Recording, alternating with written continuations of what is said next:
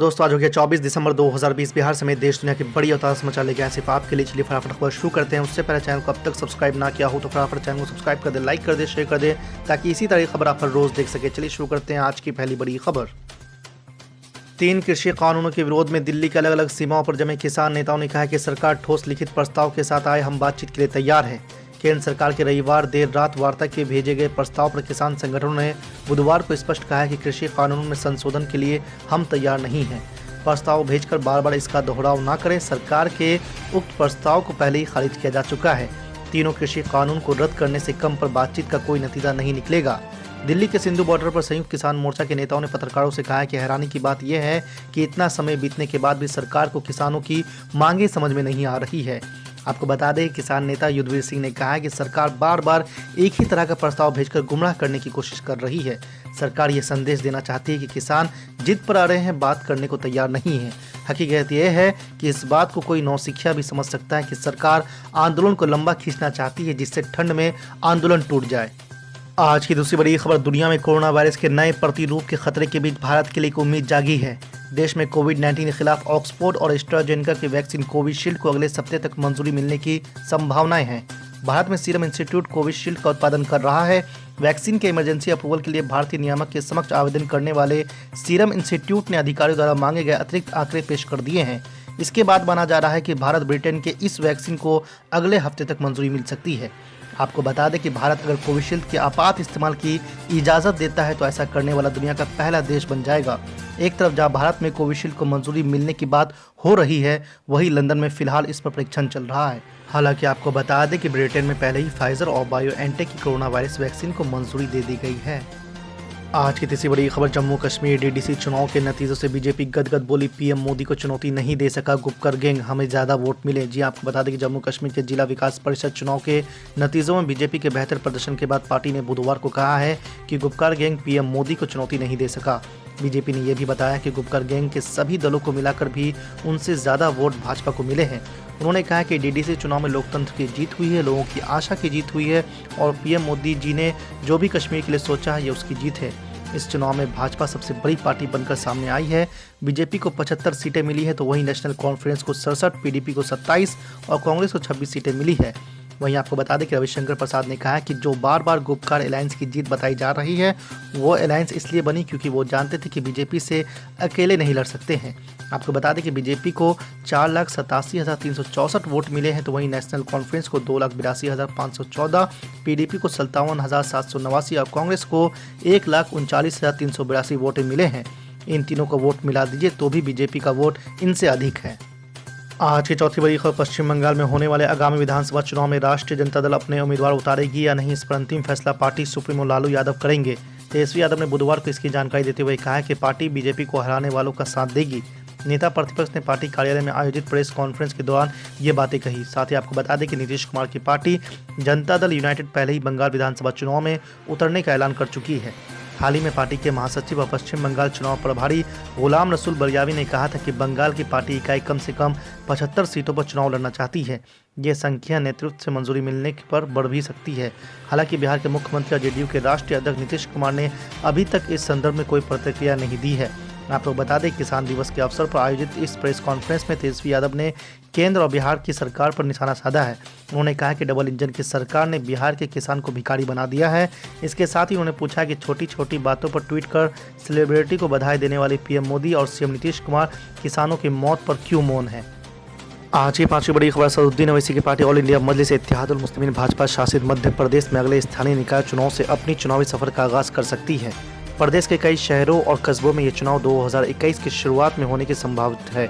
आपको बता दें कि पार्टी के राज्य इकाई के कार्यकारी अध्यक्ष डॉक्टर नईम अंसारी ने बुधवार को कहा कि हम अगले स्थानीय निकाय चुनाव में इंदौर, भोपाल, उज्जैन, खंडवा, सागर, बुरहानपुर, खरगोन, रतलाम, जावरा, जबलपुर, बालाघाट, मंदसौर और कुछ अन्य स्थानों में से मैदान में उतरने की संभावनाएं देख रहे हैं। आपको बता दें कि अंसारी ने कहा है कि ऑल इंडिया मजलिस इत्तेहादुल मुस्लिमीन के प्रदेश प्रभारी और ग्रेटर हैदराबाद नगर निगम के 3 बार के पार्षद सैयद मिनहाजुद्दीन के मार्गदर्शन में इन इलाकों का पार्टी अंदरूनी सर्वेक्षण किया जा रहा है। इसके बाद असदुद्दीन ओवैसी सूबे में अगले स्थानीय निकाय चुनाव लड़ने का फैसला करेंगे। गौरतलब है कि पिछले दिनों सुर्खियां में रहे जीएचएमसी चुनाव में भाजपा ने असदुद्दीन ओवैसी की पार्टी को उसके घर में चुनौती दी थी। किसान न्याय मार्च कि प्रमुख बिंदु कि आप किसानों को अपमानित करना, पहले संविधान के नाम पर, कोरोना वायरस में जमात के नाम पर एक समूह और वर्ग को आपने प्रताड़ित किया, टॉर्चर किया और समाज से अलग थलग करने की कोशिश की। अब कहीं पर जाट तो कहीं पर सिखों को गाली देकर समाज से अलग करने की कोशिश। तो क्या हम देश को बांट रहे हैं? क्या देश को हम टुकड़े टुकड़े करना चाह रहे हैं? यह सबसे महत्वपूर्ण ये सवाल, इसको समझने की कोशिश करिए। इसीलिए कल जिस तरीके से हमारे विधायकों पर, हमारे नेताओं पर, हमारी 10 महिला बहन हमारी घायल हुई, लाठियां चली, घसीट के ले गए, जबरदस्ती पीटे गए, हमारे राष्ट्रीय अध्यक्ष घायल हुए, हमारी छात्र की उपाध्यक्ष घायल हुई, हमारे छात्र के पटना यूनिवर्सिटी के मनीष जी, राजेश पप्पू जी घायल हुए, 16 साथियों को 2 बजे रात तक टॉर्चर करना, एक पत्थर नहीं, एक कुछ नहीं चलने के बाद पानी चलना और फिर जबरदस्ती लाठी चलाना और घसीट के मारते हुए ले जाना, जुल्म की बेइंतहा। इससे बड़ी चीज कुछ नहीं हो सकती।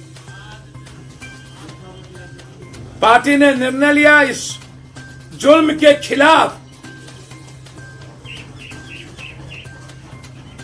और जो मंत्री ने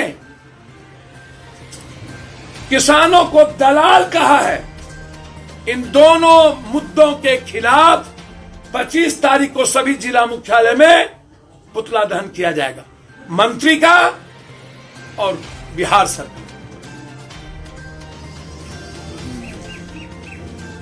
एक अविलंब कांग्रेस आई, सीपीआई, सीपीएम, जो राष्ट्रीय पार्टी जितनी है, छोटी पार्टियों के साथ एक समन्वय समिति बनाकर भारत के किसानों को समूह के साथ लड़ने की ताकत है। अलग अलग रूप में बेमौसम बरसात विपक्ष ना बने। मेरा आग्रह है कि जिस तरीके से किसान आंदोलन का राजनीतिकरण विपक्ष करना चाहती है, मैं उसके खिलाफ हूं। किसान आंदोलन में कोई राजनीति ना हो, कोई पार्टी का हिस्सा ना हो, कंप्लीट रूप से किसान आंदोलन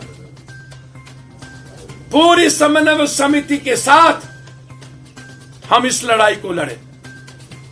यह हमारा मांग है और हम ऐसा प्रयास करेंगे। कल जिस तरीके से निहत्थों पर वार हुआ है, ये लड़ाई लगातार जारी है। हमारी पार्टी का ये प्रथम चरण की लड़ाई थी। भारत बंद का समर्थन, 1 सप्ताह का लगातार बिहार में अनिश्चितकालीन धरना, राजभवन मार्च उसका हिस्सा था। अब दूसरे चरण में हम लोग 5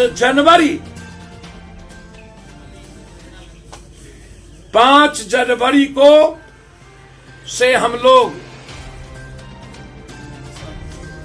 किसान मजदूर रोजगार यात्रा करो और मरो के साथ, ना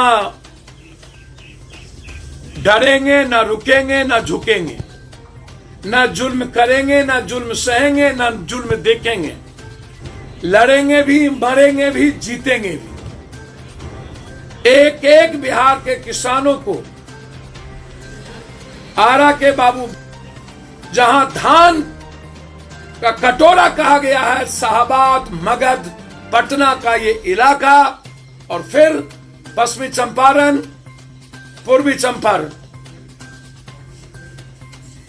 5 तारीख से हम किसानों को बताएंगे कि आपकी 5 रुपये की आलू 50 रुपये में बेची जाती, 2 केजी आपसे गोभी लिया जाता, 20 रुपया में बिहार और 30 रुपया में दिल्ली और 80 रुपया में मुकेश अंबानी के मॉल में बेचा जाता है।